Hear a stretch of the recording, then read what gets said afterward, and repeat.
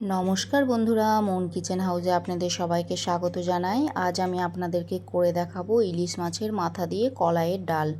এর জন্য প্রথমে আমি মাসকলাইয়ের ডাল নিয়ে নিয়েছি। এবার এটা প্রেসারে দিয়ে দেব, দিয়ে ভালো করে ধুয়ে নেব। ধুয়ে নিয়েছি, এবার এতে জল দিয়ে দেব। জলের মাপটা থাকবে ডালের ওপর থেকে 1 কড় পর্যন্ত। দিয়ে এতে 1 চামচ মতো লবণ এবং অল্প সামান্য তেল দিলাম। দিয়ে কয়েকটা কাঁচা লঙ্কা দিয়ে প্রেসারে সিটি দিয়ে নেব। তেল দেওয়ার কারণে অনেক সময় প্রেসারের ওপরে ডালটা বেরিয়ে যায়, এইটা হবে না। দেখুন সুন্দর করে সেদ্ধ হয়ে গেছে। এবার ইলিশ মাছের মাথাতে লবণ এবং হলুদ মাখিয়ে নেব।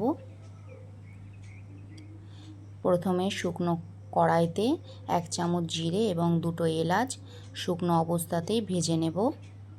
দিয়ে এটা ঠান্ডা হলে গুঁড়ো করে নেব। এবার কড়াইতে সর্ষের তেল দিয়ে দিলাম, দিয়ে মাছের মাথাগুলো প্রথমে ভেজে নেব। মাছের মাথাগুলো লাল করে ভাজা হয়ে গেছে, এবার তুলে নেব।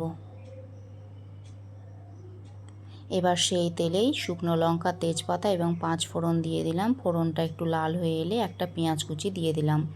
এবার পেঁয়াজ কুচিটা ভালো করে ভাজবো। ভালো করে ভাজা হয়ে গেছে, এবার এতে সেদ্ধ করে রাখা ডালটা দিয়ে দেব। দিয়ে ভালো করে একটু নাড়াচাড়া দিয়ে নিয়ে এতে মাছের মাথাটা দিয়ে দিলাম। খুন্তির সাহায্যে মাথাটা একটু ভেঙে দেব। দিয়ে 1 মিনিট মতো একটু কষে নেব। কষে নিয়ে এতে গরম জল দিয়ে দেব।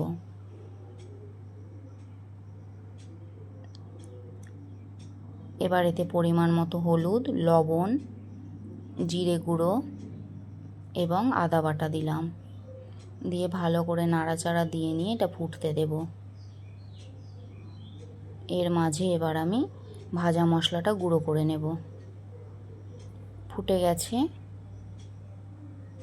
এবার ভাজা মশলাটা দিয়ে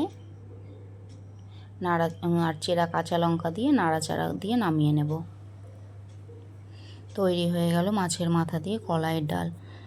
আমার ভিডিও ভালো লাগলে লাইক কমেন্ট করবেন। নতুন নতুন রান্না পেতে চ্যানেলটা সাবস্ক্রাইব করবেন। সকলে সুস্থ থাকবেন, ভালো থাকবেন। ধন্যবাদ।